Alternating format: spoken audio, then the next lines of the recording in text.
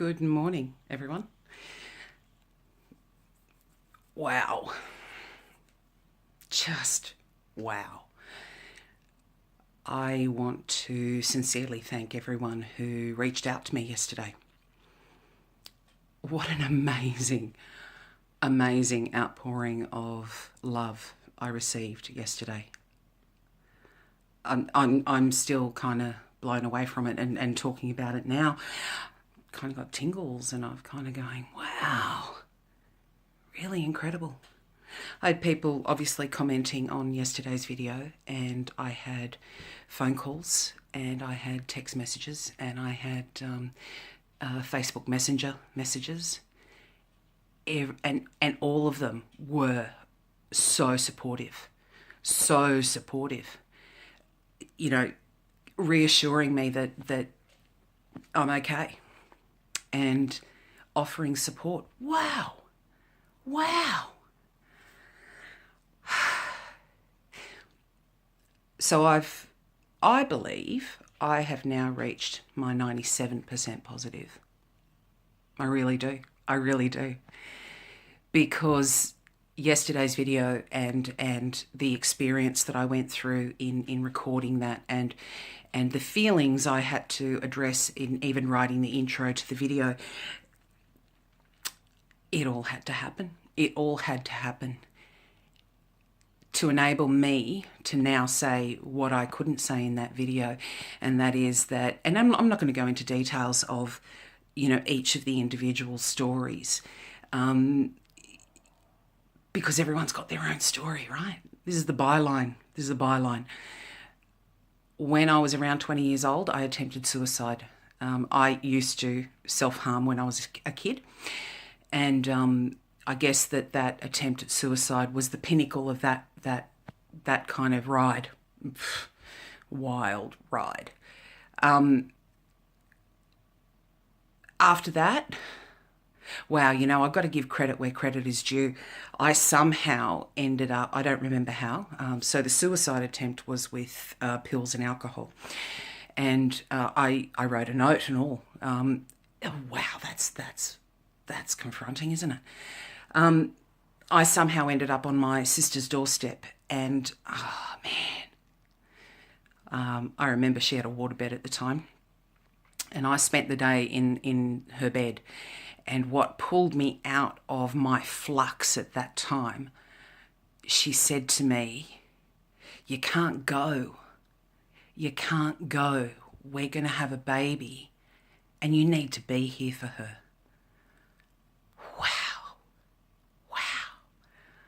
That part still brings tears to my eyes. The fact that I attempted suicide, it doesn't hold the impact that it did have at the time. But what does is the fact that someone wanted me to stick around.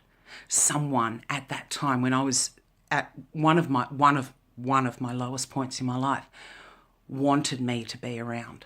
Wow, that's awesome. And I have spoken to my sister about this and my niece. Hi.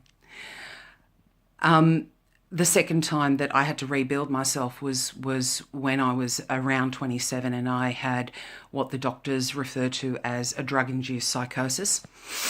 I was a pot smoker back then. Don't do it anymore. The body can't handle it. Don't really want it either. It's been a long time since I've wanted to sort of obliterate reality. Look, as a result of the events over about a 12-month period, I ended up in hospital twice. The second time was lockdown. I wasn't allowed to leave.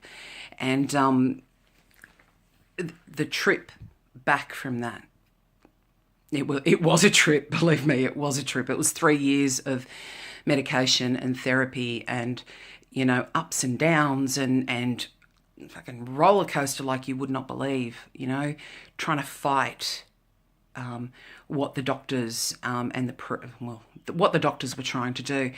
But, I reached a point then that I kind of went, I just want to be normal. I just want to be normal. I want to be normal for me. I want to be normal for my family. So I did that. I became normal. And oh man, the greatest gift out of that, the greatest gift I could ever have asked for in life was Andre. Awesome, huh?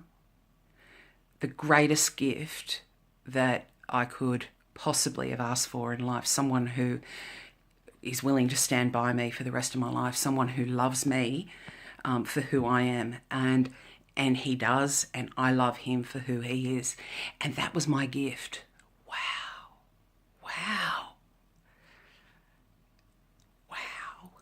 I still am amazed that I got so lucky. Some people don't believe in luck. Some people believe you've got to work for it. And I guess I did. 3 years of therapy, 3 years of battling demons at that time. And my gift for all of that battle, all of that struggle was Andre. I love you, Andre. The third time I had to rebuild myself, and that's what's led me to be here now. Probably the hardest was when I had to come to terms with the fact that I would never have children, and I couldn't have children. Unexplained infertility. That's a nice one, isn't it? Unexplained infertility. Am I still a bit angry about that? I'm angry about the term that they use because, unexplained. Why does anything have to be unexplained? Why can't we just accept that it is what it is? Hang on, that was a bit backwards and forwards, wasn't it? So be it. A conundrum, a paradox, if you will. Either way, once I got to the point of realizing that I didn't have to spend my life waiting to find out if I was pregnant, I kind of was allowed to let that go. And it took about 3 months.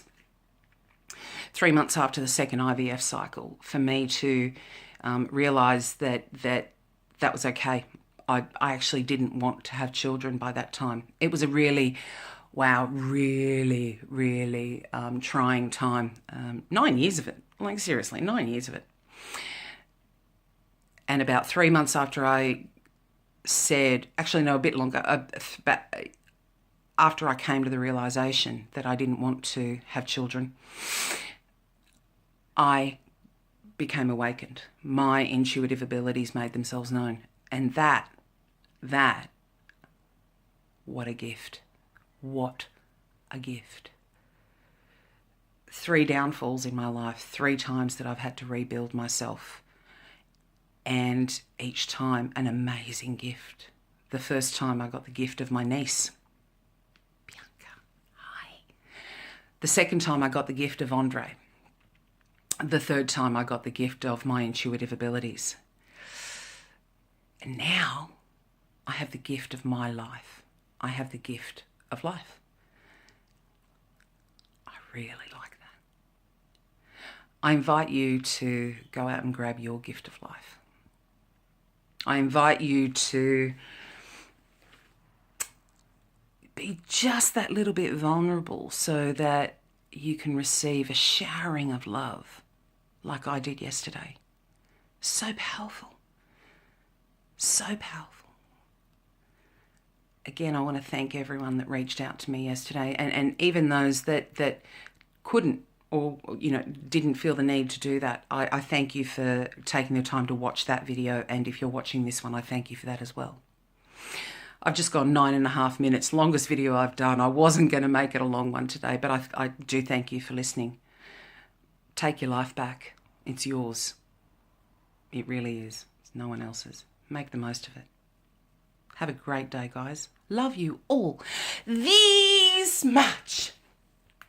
Bye.